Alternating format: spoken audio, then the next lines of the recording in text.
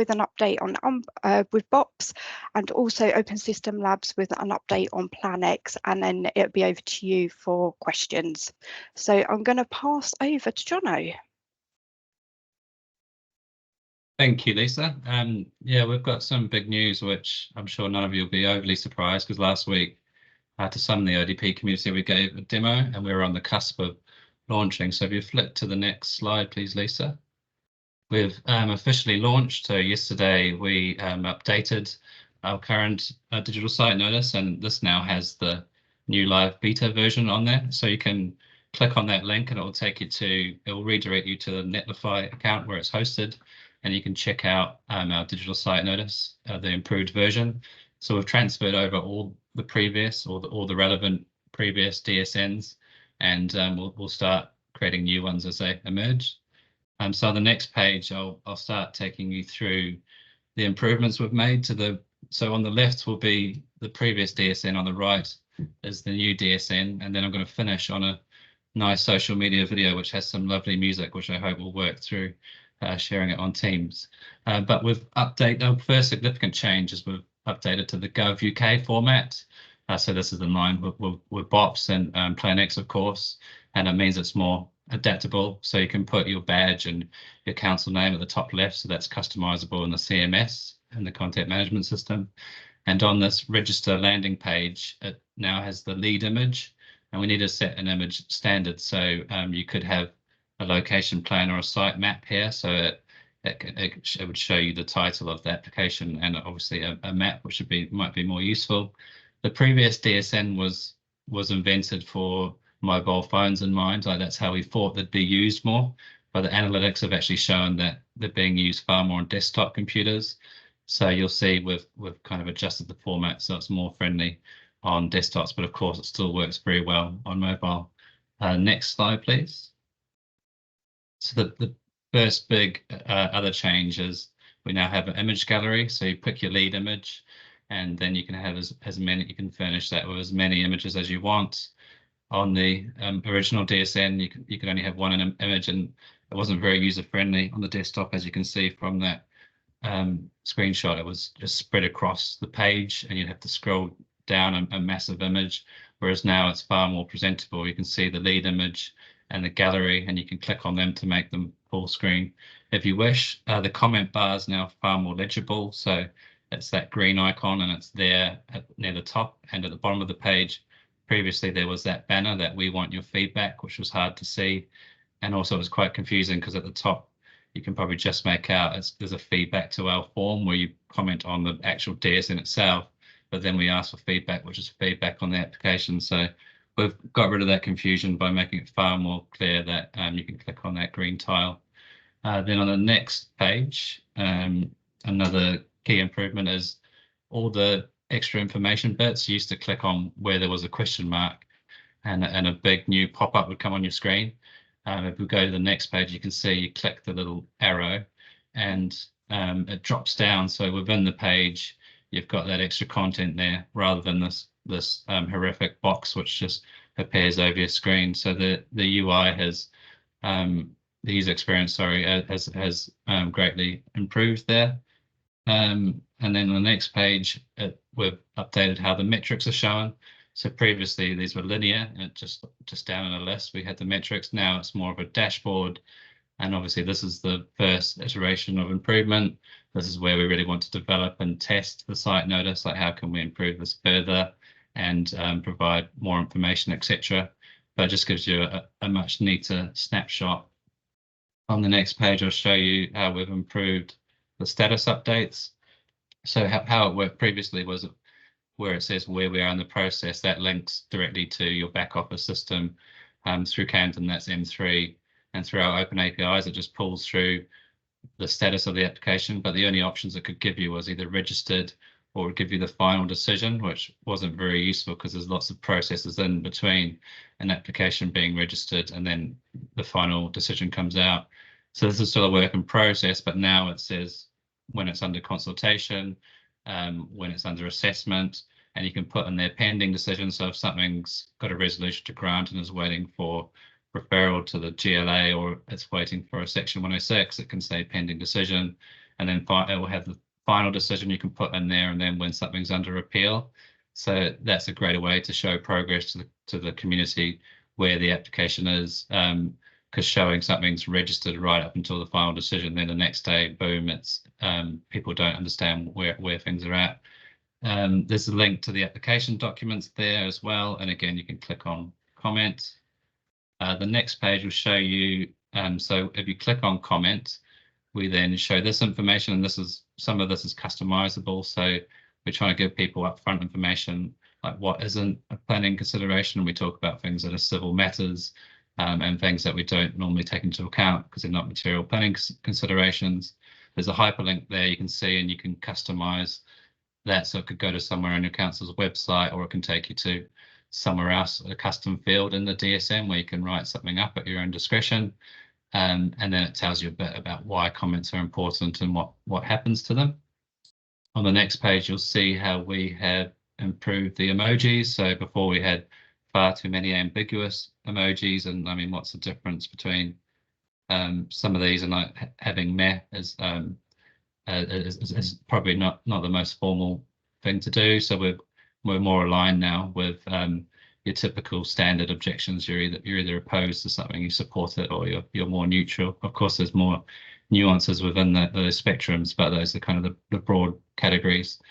The next page, another big improvement we've made is how we obviously have, you can tick categories when you give feedback. Before, it was linked to the metrics, so whatever metrics we're showing on the site notice, that would limit what you could comment on.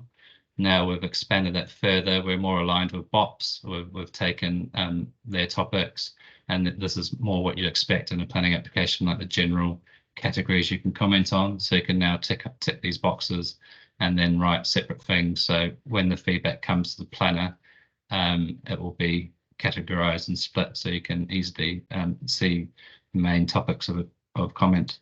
On the next page, we'll focus just on the new DSN now.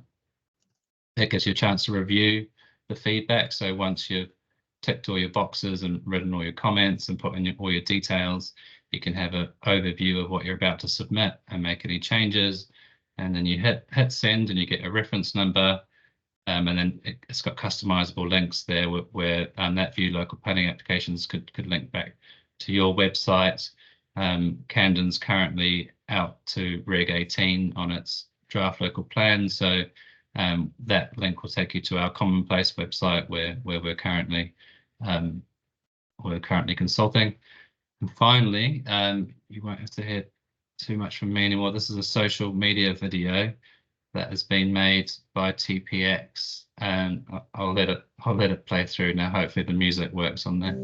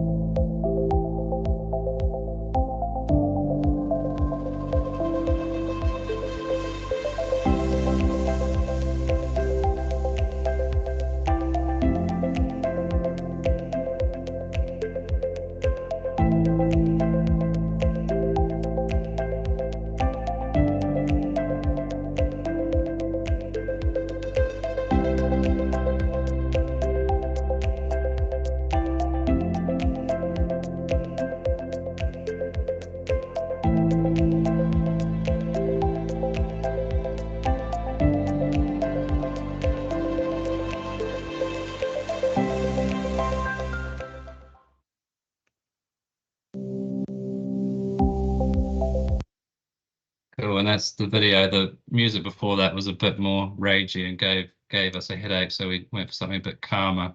But yeah, that video will be released on social media, hopefully PPX's and Camden's. But at the end, you saw Camden's logo, and it had a link to our website. Obviously, that's customizable. So, for example, Lambeth, when they launch, we can have a Lambeth logo, or the next boroughs that launch as well, we can customize that video.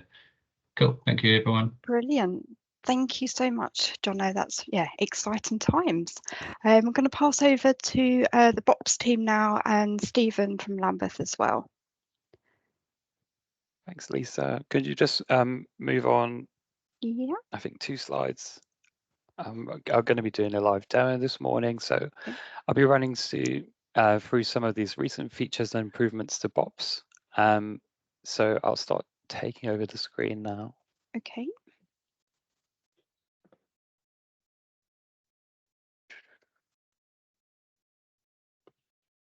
Okay, fab. Yeah, so if we start, I'm going to step 2 on the application landing page. So down to consultation, looking at select and add neighbors first. Oh, log myself out.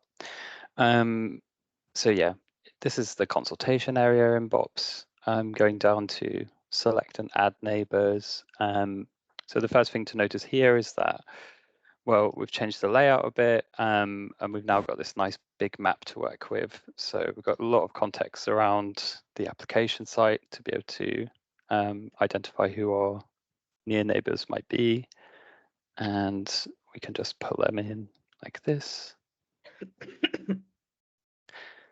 Once I've highlighted, I get a list of everyone who's been included there, and I can continue on to the actual letter sending page. So now it's a bit cleaner, it's a bit more streamlined to how it was previously.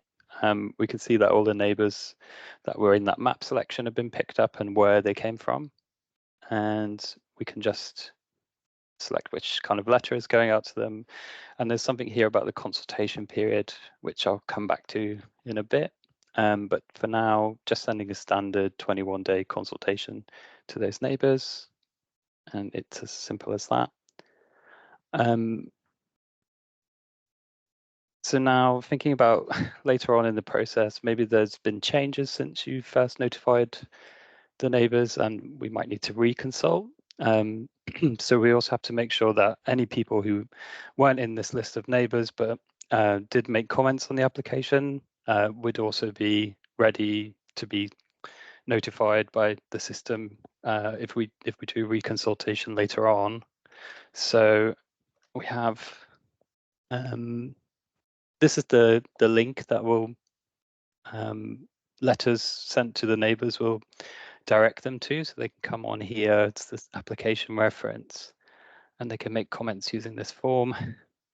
So just for an example of showing you how these non-notified neighbors get pulled in to BOPS, I'll make a comment quickly.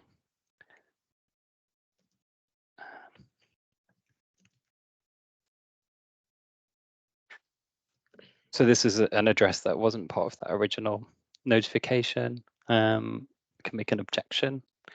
And again, there's topics here similar to what digital site notices colleagues were talking about just now, which we'll come back to. Typical comment there. And we send that off. And now that's going to pull into BOPS. So now that a comment's been added, when I return to this feature to send letters to neighbors, they should be ready to be included in any reconsultation.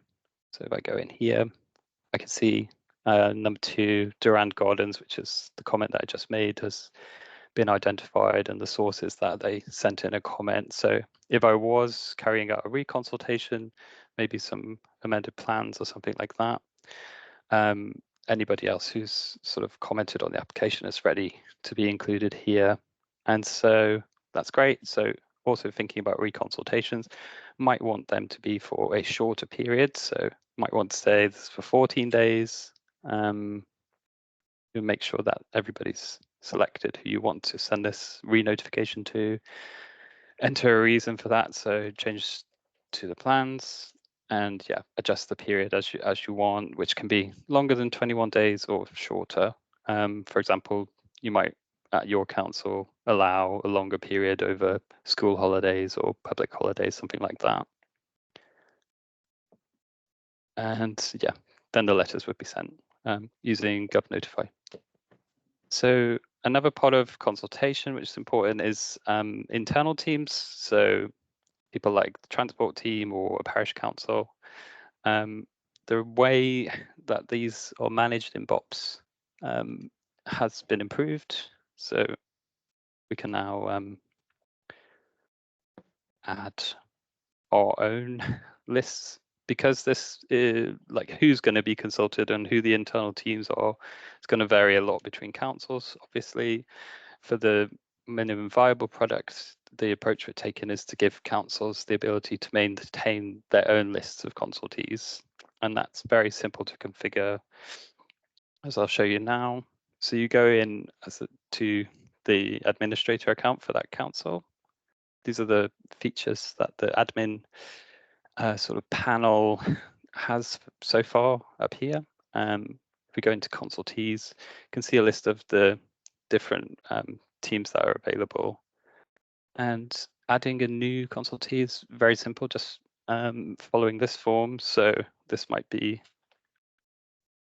to create an example with my email address, could be parish councillor.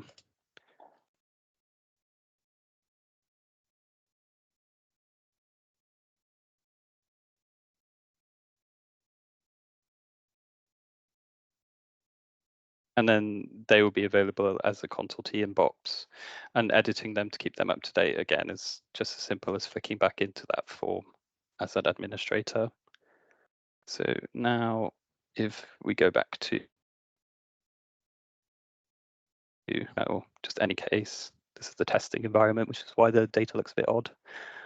I can see in here, parish councillor is now available to be consulted. You can add them.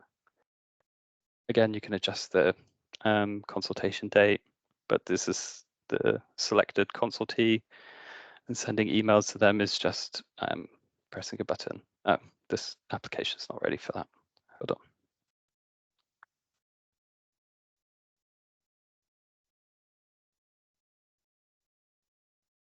But a consultee is obviously available in any of the applications for that council.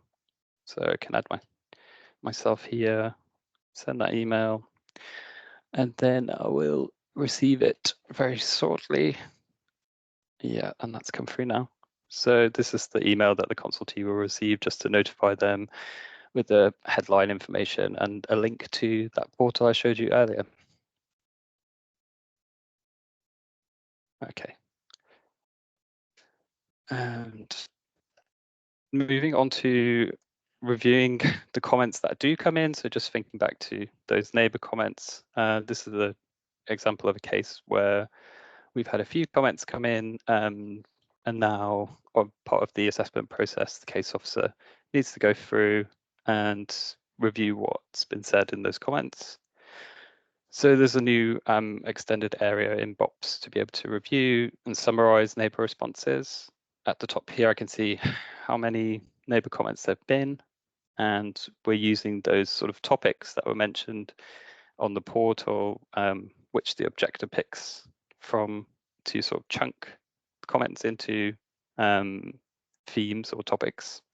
So instead of looking at a comment one by one and then matching it up, we're sort of drawing on the information we already know about the comment to put that into sort of more manageable chunks to go through and review, and to obviously summarize. So it's a preview by default, but if I want to look at a whole comment in detail, maybe if I haven't seen it before, then I can just expand out as easily like that. And then to address the comments, I'll obviously review any material considerations that are coming up in here, and then save my summary as I go through. So some typical content that might go into this feature.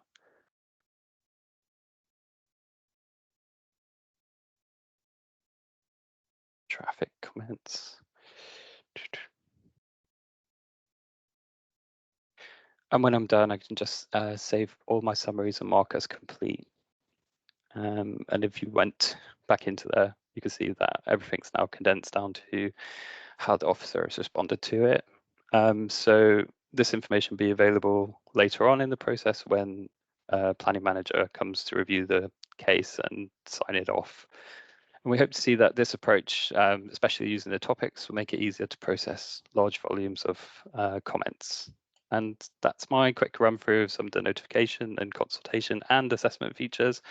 We'll be picking up any questions you have in the chat and at the end of the session. But for now, thanks. I'm going to hand you over to Jean to talk about user research. Thanks. Thanks, Stephen.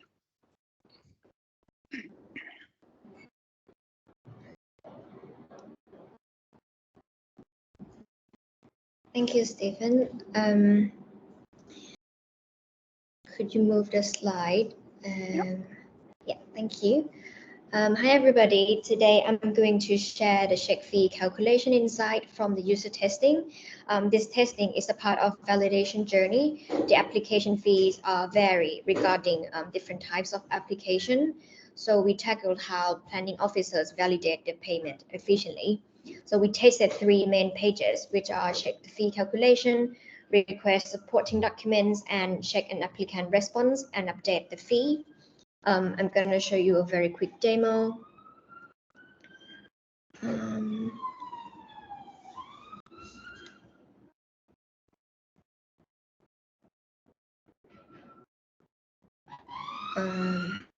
Do you see my screen? Okay. So if you come to the application page, this part is in the validation. You get into the validation, and then you come down to find the check fee here. In the check fee page, you can see the detail of the application. At the top, you can see the amount of the fee that applicant paid with the payment reference and the description. On the second part, you can see how the fee was calculated. If you have any exemption or discount, it will be shown here and the total amount. And then you have to validate the fee. We also have the link here to the planning portal as a guideline of how much the fee cost. So if you click yes and validate, so this fee will be valid. But if it's a no, if in case this fee is invalid, it will take you to this page to request further validation chain, like supporting documents or different amount of fee. Here you can still see. Jean, you've gone on mute. How long did I get on mute? Okay, so if you come to this page, to the request further documents, here you can tell the applicant why the fee is incorrect and tell them what they need to do. Let's say they didn't provide the evidence of exemption. Here we also have the guidance for the supporting documents that you can copy and paste, and then you hit save the request, and then the request will send to the applicant. And let's say when the applicant responds to the request already and submit further requested document, it will have notification here on the application page. And then when you click here, you can see the request, the fee change here, and then responded. And then you view here, you can see the history of the request that you send to the applicant and the date stamp. And then if they submit any documents, it will show here with the date and the description. You can go back to the task and validate the application. Okay, go back to the slide now. Sorry to interrupt, but there's 2 minutes left for BOPS. Okay. So is the slide sharing at the moment? No.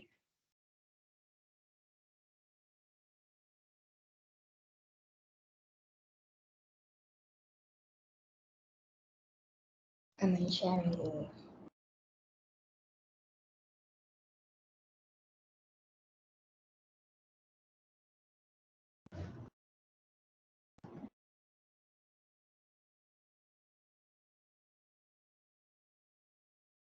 I can share it. Okay. Sorry, can somebody share the screen, please? The slides again. Do you want me to share the slides? Yeah, that's fine. Thank you. Sorry. I will have a quick summary for the check fee. If you go on the page that what we learned. Yeah, so overall we receive a very good feedback. User file is easy to check the application where the fee was valid. Could you go to the next slide, please? There is enough information to validate the fee and all the information was relevant. They also like the links to the guidance. Next slide, please.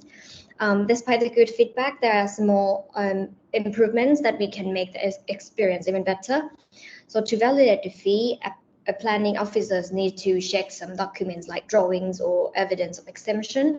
So it took them some time to find the documents. So the testing was useful to observe actual behavior because we hadn't expected them to look for the documents in the way they did. If you go to the next slide and the next slide. So we divided improvements into 3 main areas, which are aligned to our design principles.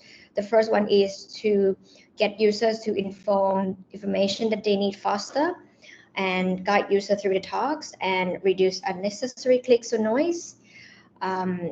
We're running out of time to show you some example. Can you flick through the slide very quickly? Yes. And then to the next one, please. And the next one, yes, we focus on the improvements. Could you go up one slide, please?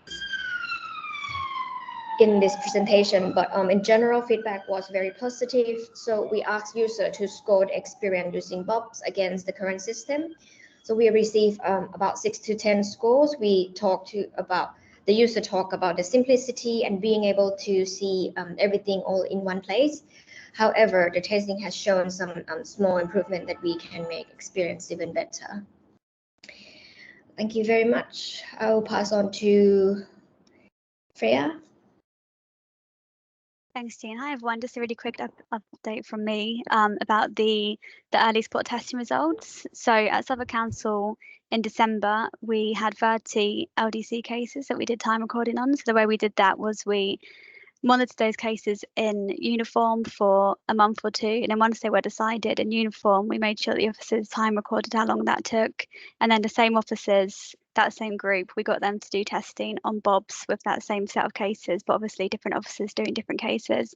And the results that we saw for those 30 cases was BOPS saved an average of 8 minutes per case, which is a 30% time saving overall for assessment. So really exciting, impactful results. We have more testing planned to come up around April, and other councils, including Gloucester and Medway, are also going to be doing testing, also looking at the validation process and looking at householders. So a lot more time recording data and other metric data to come in the next few months to share with everyone. Brilliant. Thanks. I'll pass on to you. PlanX. Excellent. Thanks, Freya. Hi, everyone. Thanks very much. I'm George. I'm the Digital Planning Content Lead at Open Systems Lab. For any of you who are new to the channel, Open Systems Lab are the suppliers of the PlanX product, and we're currently leading on service development. And today I'm just going to go through the services we've been working on, and I'm going to demo one of those as well. Slide, please. So our ODP objective is to cover 80% of all application types by April 2024, and we're on target for that at the moment. Next slide, please. Let's look at what those applications are. Next slide. Should show the statistics. Got the whirly wheel. Sorry.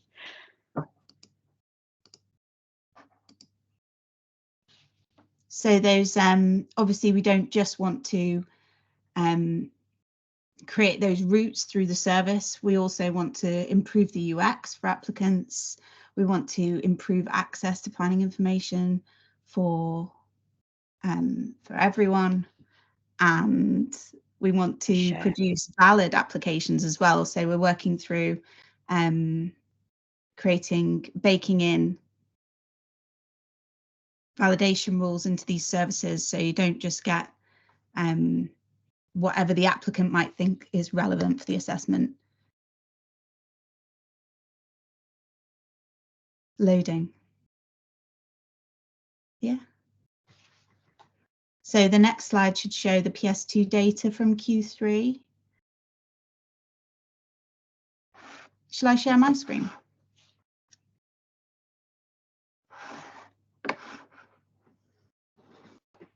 I'll just carry on. Lisa, I'm happy to share mine.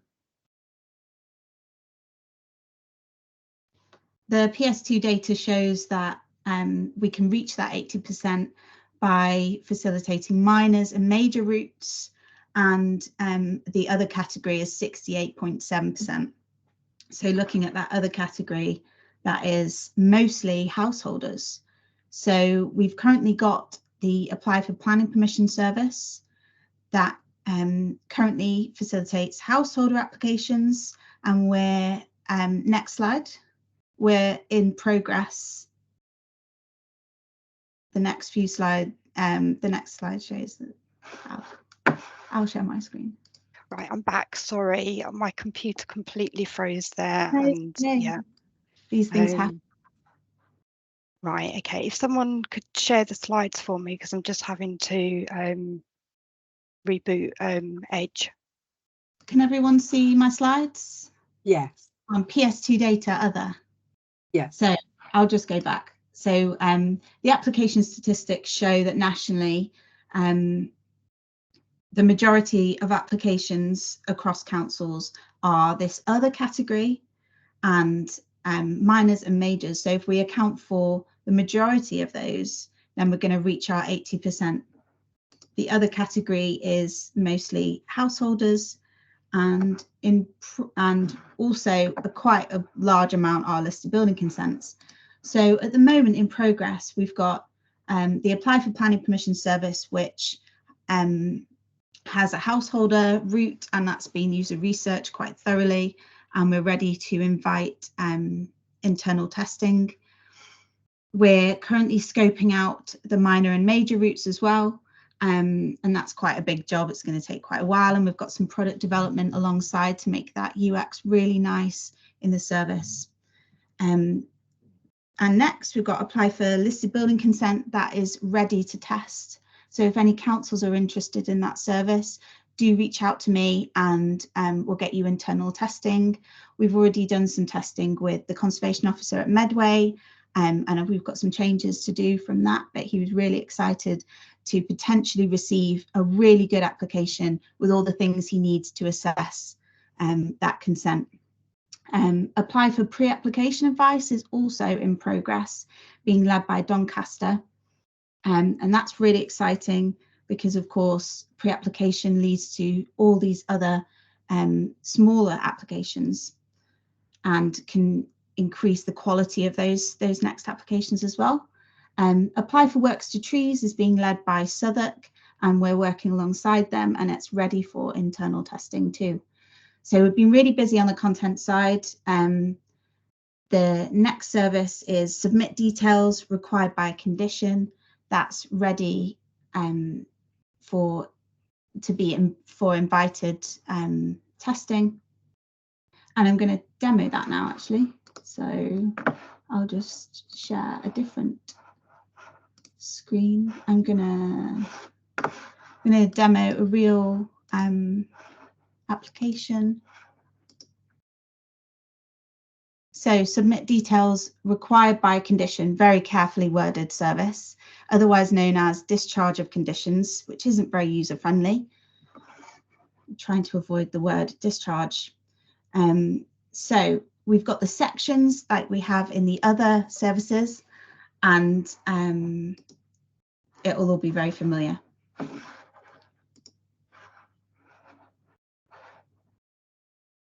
Just getting the application details up.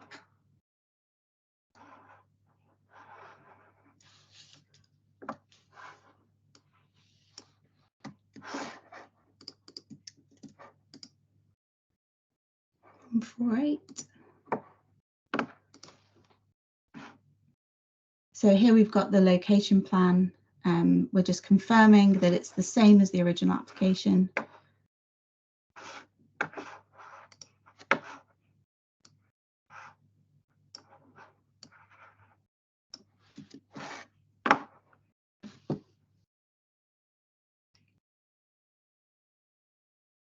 We're using the planning constraints here because to check that we submit the right details with this application. So how many conditions do we want to submit information for? Just 2 today. We have to remember the right order because this is condition 3, it's the first one that we're discharging in this service. And yes, we want to submit full details.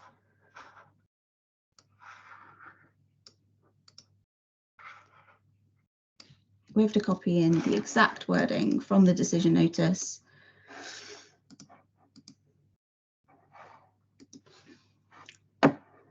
And this is a question about the fees. So it might be confusing for users. So we've got this help text to explain why we're asking it.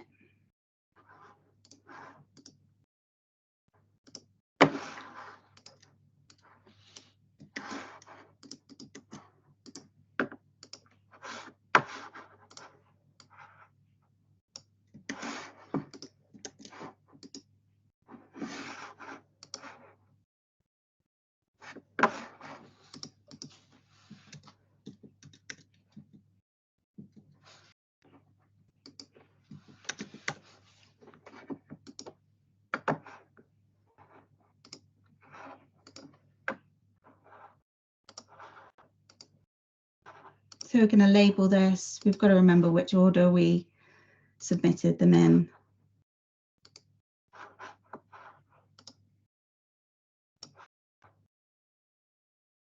We're just going to label that it's the second one. Oh, I didn't do it right.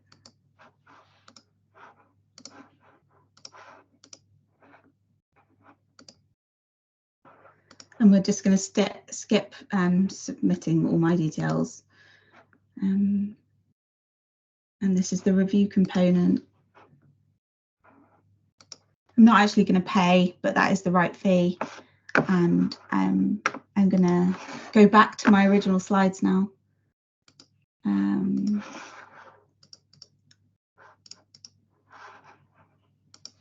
My Edge is working. I can share slides now if you want me to. I think I'm back to it. So the services we're doing that are done those. What next? So this is a list of the other services that you'll find on our roadmap. If there are any others that you're interested in, do reach out to me. The order we do these in is really interesting, and I know that BOPS was looking at the statistics we've been working from. We don't have this granular data at the moment, but we've reached out to the councils to fill out a spreadsheet. But I think really outline and reserve matters should be next. And because the numbers are so small at this stage. So the order should be sort of in the sort of importance of those projects. And if anyone has any questions about anything I've shown today, just reach out to me, and I'll stop sharing now and pass back to Lisa. Thank you, George, and sorry about on behalf of my laptop and Edge. Couldn't happen at a worse time. Okay, so I think I'm sharing again. So we're going over to who we're passing over to now. That's me now. Thanks, Lisa. Excellent, thank you. Morning, everyone. My name's Ian. I'm a designer and developer working on PlanX. So if you were on the call, if you were on the show and tell a few months back, you would have seen us shared some designs for our own in-house feedback feature that we've been working on, and it is now live. Just a very brief recap. Why did we build our own in-house feedback feature? So we had a kind of a plugin, like an out-of-the-box feedback feature called Feedback Fish, which we're using as an MVP. A couple of problems with this. It didn't give us very good data, so we had a data file that we downloaded from that we had to manually parse and kind of treat ourselves. And another issue is that the data was held in the United States, which we know is an issue for some of the councils with dealing with public data. So we want to be able to keep that in the UK, preferably on our own servers. Next slide, please, Lisa. So with our new feature, so there's 3 routes as a user for giving feedback within the service. The first one is to report an issue. So there's a nice big button on the page that they'll be able to hit. I will do a quick demo at the end of this. The second is there's like 3 options for sharing feedback. So we can share an issue, an idea, or a comment. These are kind of working routes at the moment. We're going to kind of assess how we get on with these. As we've got control of it now, we can customize these if we're not getting very useful feedback. And the third route is more information. So what we call help text, which you saw in George's demo there on the sidebar. We can actually say, was this an answer to your question, in that we're giving additional information. It's kind of an end route for a good question. Next slide, please.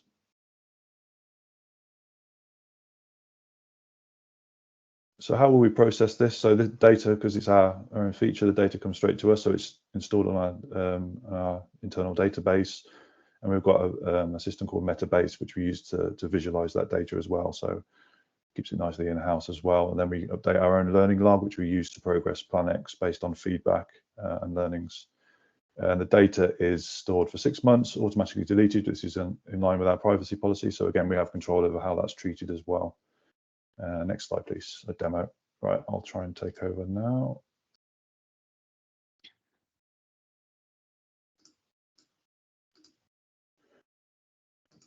Okay, you should be able to see my screen now. So this is a page on PlanX. So the 3 routes I mentioned before. So we have this nice big button here, report an issue. We also have a feedback link here. So the issue is also contained in this. It's kind of a belt and braces setup for issues. And I can demo how you'd report this. So we use the gov.uk pattern, which says what were you doing and what went wrong, to try to really prize out the important information from users. So what went wrong, everything. I'm confident our PlanX users will give more constructive feedback than that. But that's basically how you give feedback. As I said, there's also the option for submitting an idea or a comment, just a kind of general comment. So we want to keep the options open for feedback. The second route is in this more information. So as we're asking a question, we have this help text and we give further context on that question. And then we have this nice binary choice here, yes or no, did this help to answer your question? So I can say yes or no here. And then we've got the further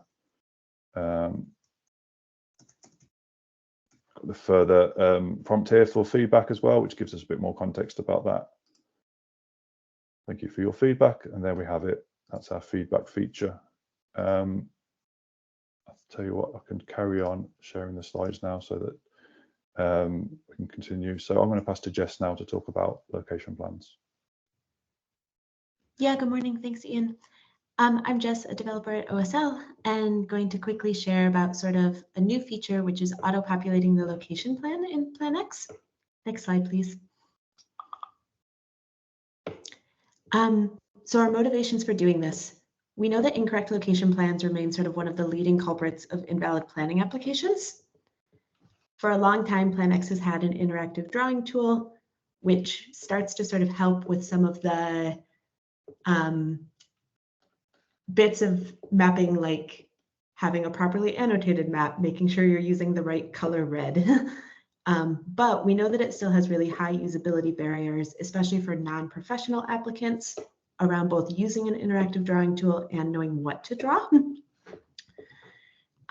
We also are always thinking about how to make PlanX services as accessible as possible to the most users, with a focus on being able to fully navigate a service from start to end only using your keyboard, but without compromising a digital payload. When I say digital payload in the context of location plans and mapping, I mean being able to submit GeoJSON to a back office system rather than a map in a PDF file. Next slide, please, Ian. So what this looks like for PlanX and what we're developing, in large part, comes as a first big thank you to the planning data team, who is now publishing index polygons from the land registry. Index polygons display the title boundary or the ownership curtilage of a property, which we can use as a proxy and sort of what we're calling the default redline boundary. And then in sort of true like PlanX fashion, I think our goal is to always present meaningful administrative open data when we can, but also always offer users an option to amend or correct that if they need to do something more custom based on their project type. And then this boundary helps us more accurately check for planning constraints and can be passed on to back office systems. Next slide, please. So what this looks like sort of at the beginning of all guidance and submission services in PlanX right now. So you sort of do the normal step of you start your application by searching for an address.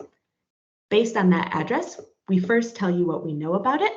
This is the first place that we present the title boundary to you on a map. It's a blue line, which in planning lingo is commonly called your ownership line. You can see a property type. You have the option to override it. Next slide, please. And then when you click continue to your location plan or drawing step, rather than landing on an empty map, you're now landing on a map that carries over that blue line. It's now red. You're allowed to interact with it by sort of dragging these little vertices if you need to amend it.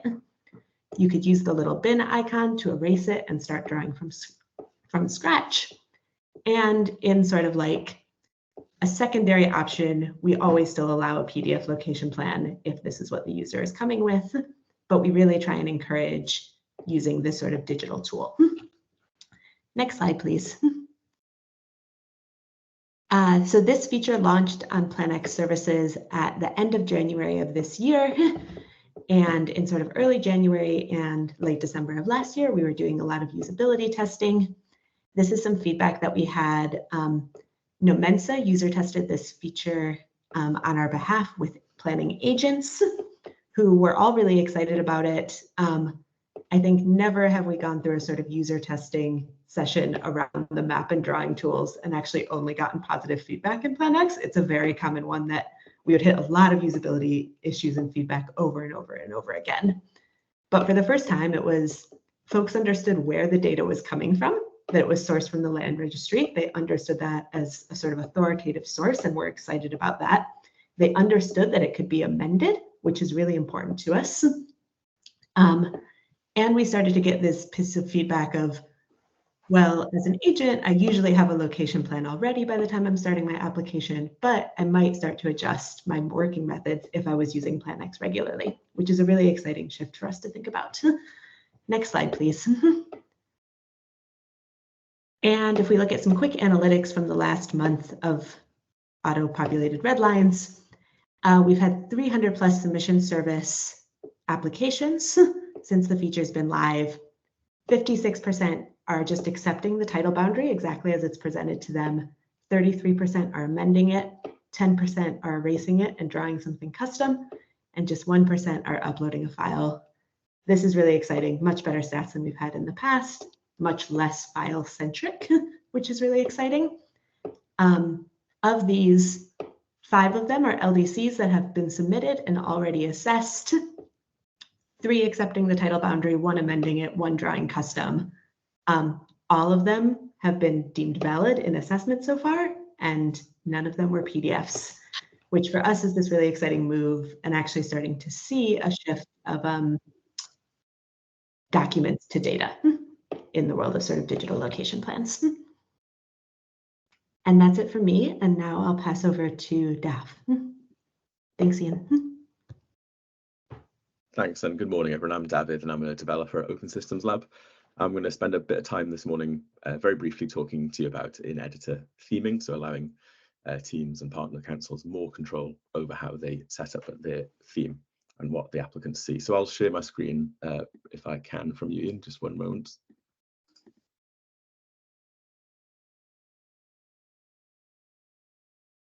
Can you see anything there? I'm not sure if that's actually quite works. Yeah, we can see it, yeah.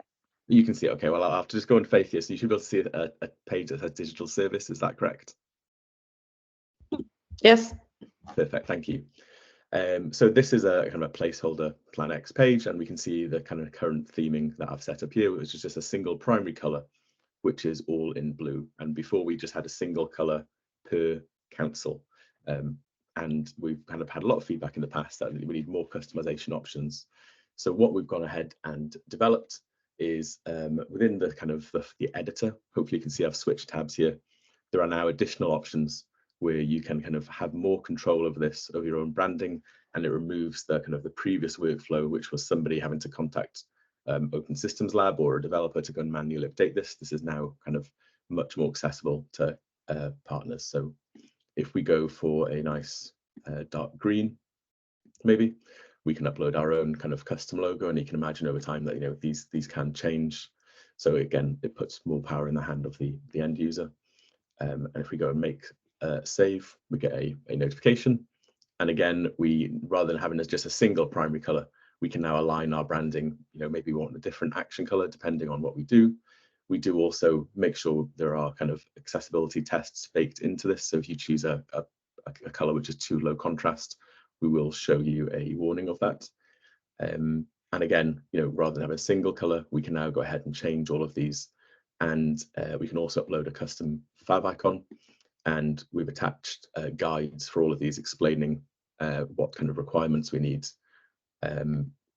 for those icons.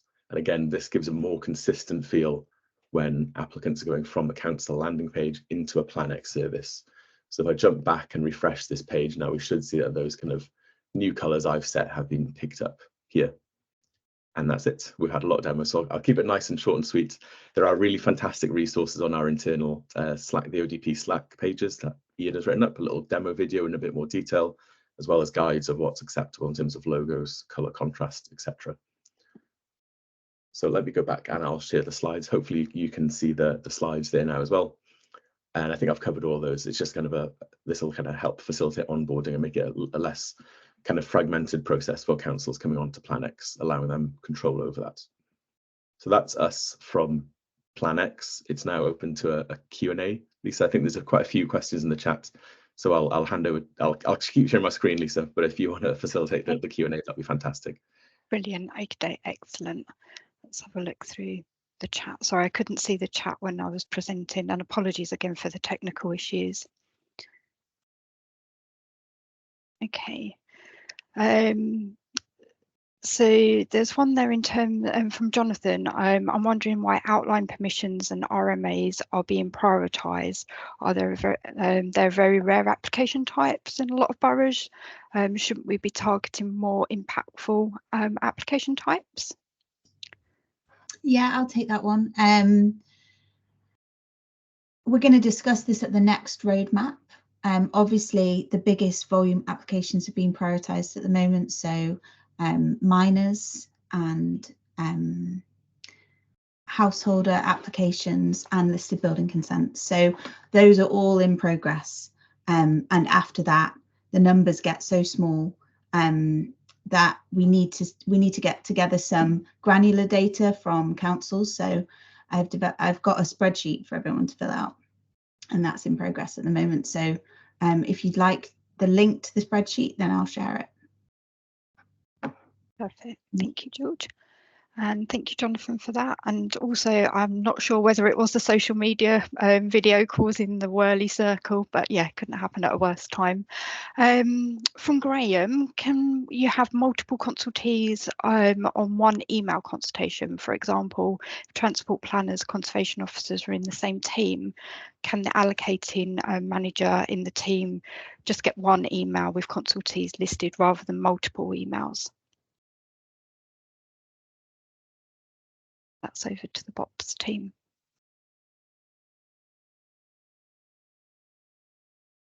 Oh yeah, I did respond to this. Just to Oh, say, perfect. Okay. Yeah, no, it's not how it works in this MVP. Yeah.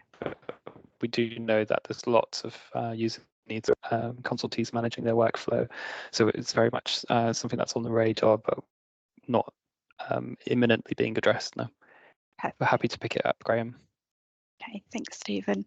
And just one from Jana. Don't want to be nitpicky, just seeing if the buffer note on the demo stating fetching data. I feel that the word fetching isn't really user friendly. Not sure if it's necessarily come up before in testing, but it was in front of me, hence the note. Thanks, Jana. That was for what George was presenting. Perfect, Because I'm not sure if I didn't really label it with anything. I don't think it's ever come up in user testing. Well, I think it's only if it starts word, buffering. isn't So it? if you don't get it buffering, you won't know. So yeah, I don't know. It was in front of me. I think of fetch as a really colloquial word, but yeah, we'll discuss it at the content meeting. Brilliant, excellent. Okay, well, if anyone has any other questions or comments that they want to send through to us, please do so through our Slack channel, also through our email. We can email opendigitalplanning@levellingup.gov.uk. Just a big thank you on behalf of Medway Council for everyone that attended today, all the presenters, and all of you have joined and participated. And for those of you who'll be watching it back on the recording, thank you very much. Thanks. Bye, everyone. Thanks. Bye.